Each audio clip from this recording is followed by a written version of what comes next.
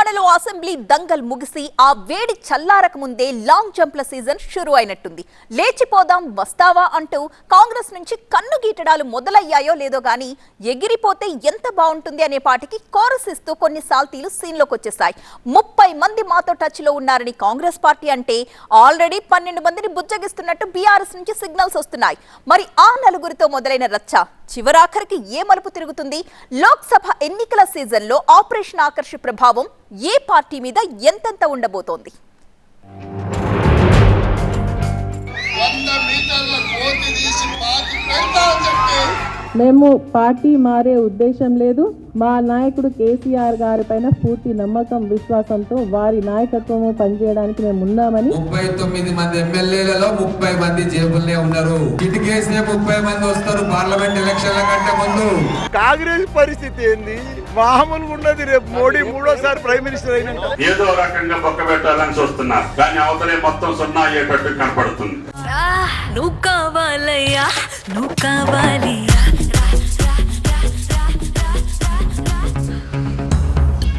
ముఖ్యమంత్రితో మాటామంతి పేరుతో బయటకొచ్చిన ఆ నలుగురు బీఆర్ఎస్ ఎమ్మెల్యేల గ్రూప్ ఫోటో తాలూకు రచ్చ ఇంకా చల్లారనే లేదు.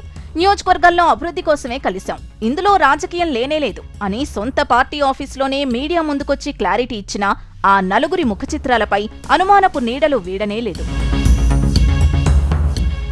ముఖ్యమంత్రి గారు కూడా అందుబాటులో ఉన్నారన్న ఆలోచనతో వారి దృష్టి కూడా తీసుకోవాలని కర్టెసీగా కలవడం జరిగింది.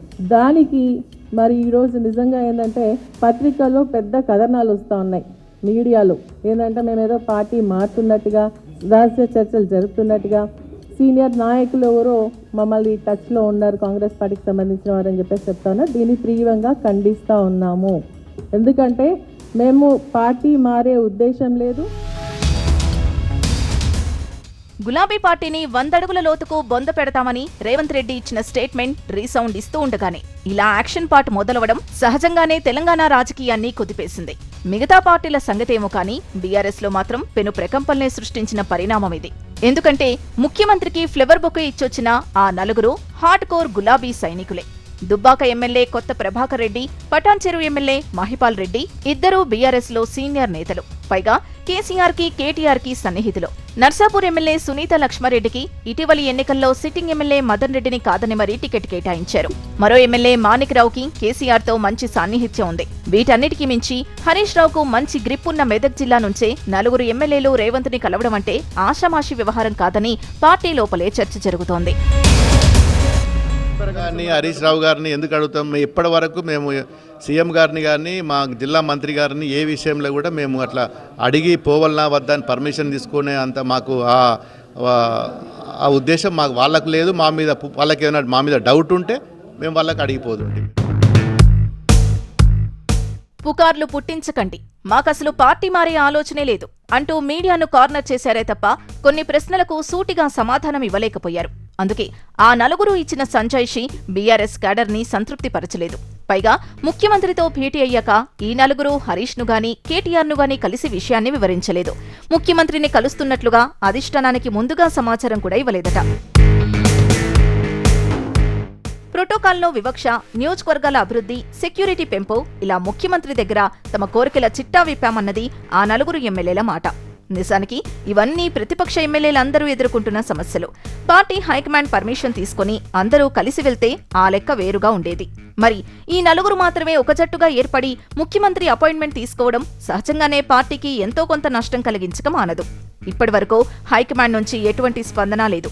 కానీ లోపల వేడివేడి చర్చ అయితే జరుగుతోంది. లోక్సభ ఎన్నికల దంగల్కి కౌంట్ డౌన్ మొదలైన సమయంలో ఇలా జరగడంతో డిఫెన్స్ లో పడింది బీఆర్ఎస్ పార్టీ. ఇదే గ్యాప్ లో కాంగ్రెస్ పార్టీ అఫెన్స్ గేమ్ మొదలుపెట్టింది. 4తో మొదలైన లెక్క 4 దగ్గరే ఆగబోదు, 40కి చేరినా ఆశ్చర్యం లేదు అంటోంది అధికార కాంగ్రెస్ పార్టీ.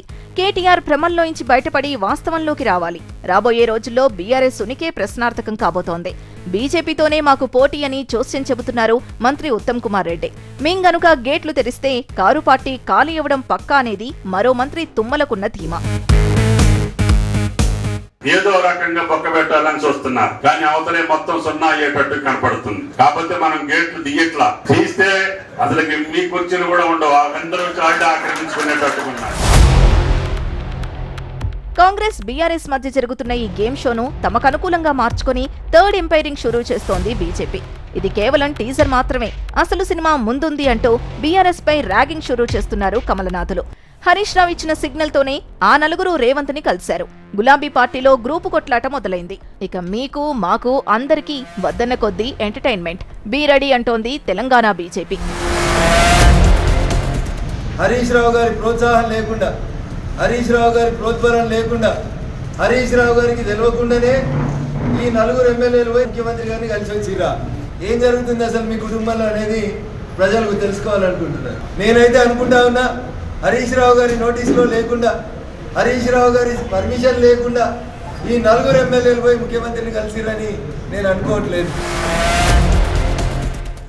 కేసీఆర్ కూతురు కవిత మెదక్ ఎంపీగా పోటీకి సిద్ధమవుతున్నారని, అది సుతారమూ ఇష్టం లేని హరీష్ రావు ఈ విధంగా తన జిల్లా ఎమ్మెల్యేలతో కౌంటర్ గేమ్ మొదలుపెట్టారని బీజేపీ చెబుతోంది.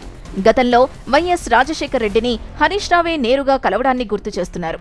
అటు తమ జిల్లాలో జరిగిన ఈ పరిణామాన్ని నిశితంగా గమనిస్తున్నారు కాంగ్రెస్ నేత జగ్గారెడ్డి. దీన్ని భూతద్దంలో చూడొద్దని బీజేపీకి క్లాస్ తీసుకున్నారాయన. గతంలో దత్తాత్రేయ, కిషన్ రెడ్డి కాంగ్రెస్ ముఖ్యమంత్రుల్ని కలవడం ఒప్పైనప్పుడు ఇది తప్పేలా అవుతుందనేది జగ్గారెడ్డి లాజిక్. ముఖ్యమంత్రులు ఉన్నప్పుడు రూలింగ్ పార్టీ ఎమ్మెల్యేలు కలుస్తారు, అపోజిషన్ పార్టీ ఎమ్మెల్యేలు కలుస్తారు. సమైక్య రాష్ట్రంలో ఉన్న సాంప్రదాయాన్ని ఇప్పుడు సీఎం రేవంత్ రెడ్డి కొనసాగిస్తున్నాడు. ఆ నలుగురు ఎమ్మెల్యేలు కలవడంగా ఫేస్బుక్ మీడియాలో చూడగా బదిలిపోయి ఉంటారు వాళ్ళంతా. పాపం వాళ్ళు. కానీ తప్పేం లేదు, అది కలవడం తప్పు కాదు. మేము మంచి సాంప్రదాయాన్ని ముఖ్యమంత్రి రేవంత్ రెడ్డి గారు స్టార్ట్ చేసిండు కాబట్టి ఏం తప్పేం లేదు. మా జిల్లా వాళ్ళే కదా. జస్ట్ వెయిట్ అండ్ సీ అని కొందరు కాంగ్రెస్ నేతలు ఆచితూచి స్పందిస్తే, మరికొందరు మాత్రం అగ్రెసివ్ మోడ్లో దూసుకెళ్తున్నారు. మొత్తం 30 మంది మాతో టచ్లో ఉన్నారు, చిటికేస్తే చాలు లోక్సభ ఎన్నికల ముందే హస్తం గూటికి చేరిపోతారు అంటూ హాట్ స్టేట్మెంట్స్తో బీఆర్ఎస్లో హీట్ పుట్టిస్తున్నారు. మాట్లాడుతున్నారు కదా, 2 నెలల ప్రభుత్వం పడిపోతుంది, 3 నెలల ప్రభుత్వం పడిపోతుంది. బిడ్డ 39 మంది ఎమ్మెల్యేలలో 30 మంది జేబుల్నే ఉన్నారు. చిటికేసే 30 మంది వస్తారు పార్లమెంట్ ఎలక్షన్ల కంటే ముందు. మీ పార్టీ ఉనికిని భూస్థాపితం చేయడానికి ఈ రోజు కాంగ్రెస్ పార్టీకి పట్టం కట్టిరు తెలంగాణ ప్రజలు, అది గుర్తుపెట్టుకోండి. గ్రూప్ ఫోటోలో ఉన్న ఆ నలుగురి చూపు ఎటువైపు అనేది దాదాపుగా కన్ఫర్మ్ అయిపోయింది. మరి ఎన్ఎం చెప్పినట్టు ఆ 30 మంది లెక్కేంటి? బీఆర్ఎస్ టోటల్ స్కోరే 39, అందులో 30 మైనస్ అయితే పరిస్థితి ఏంటి అంటూ చర్చ చాలా దూరం వెళ్తోంది. కానీ అదంతా ఊహాతీతం. క్యాడర్ పరంగా సాలిడ్ బేసున్న బీఆర్ఎస్ భూస్థాపితం కావడం అనేది కల్లా అనేది విశ్లేషకుల మాట. కానీ క్లిష్ట పరిస్థితుల్ని పసిగట్టి గులాబీ శిబిరం అప్రమత్తమైన మాటైతే నిజం. గోడ దూకే ఛాన్స్ ఉన్న 12 మంది సొంత ఎమ్మెల్యేల జాబితాని సిద్ధం చేసి వాళ్ల మీద స్పెషల్ గా నజర్ పెట్టి బుజ్జగింపుల పర్వం కూడా షురూ చేసిందట బీఆర్ఎస్ హైకమాండ్. ప్రభుత్వాలు మారగానే ఆయా రాష్ట్రాల్లో రాజకీయాలు మారడం సహజం. ప్రతిపక్షంలో కూర్చోడానికి ఇబ్బంది పడే ఎమ్మెల్యేలు అధికార పక్షం వైపు ఓరకంట చూడ్డం, అటువంటి 1 సైడ్ లవ్లు 2 సైడ్ లవ్లుగా మారి కండువాలు మార్చుకోవడం కూడా కామన్. గతంలో కాంగ్రెస్ నుంచి డజన్ల కొద్దీ ఎమ్మెల్యేలు కేసీఆర్ పంచన చేరినప్పటి నుంచి భారీ సైజ్ ఎగ్జాంపుల్స్ ఉండనే ఉన్నాయి. ఇప్పుడు కూడా అదే సీన్ రిపీట్ కాబోతోందా? లేక మోదీని కలిసిన రేవంత్ రెడ్డిలాగే ఇక్కడ కూడా కేవలం అభివృద్ధి ప్రాతిపదికన కలయికలు జరిగినట్టు భావించాలా? జంపు జిలానీల సీజన్ టీ కప్పులో తుఫాన్లా చప్పున చల్లారబోతోందా? షరామామూలుగానే ఒక పార్టీ కింద మరొక పార్టీ గుంతలు తీసి ఎత్తుకు పై ఎత్తులు వేస్తారా? ఇలా డౌటాను డౌట్లతో రాబోయే రోజుల్లో ఎమ రంజుగా మారబోతున్నాయి తెలంగాణ రాజకీయాలు.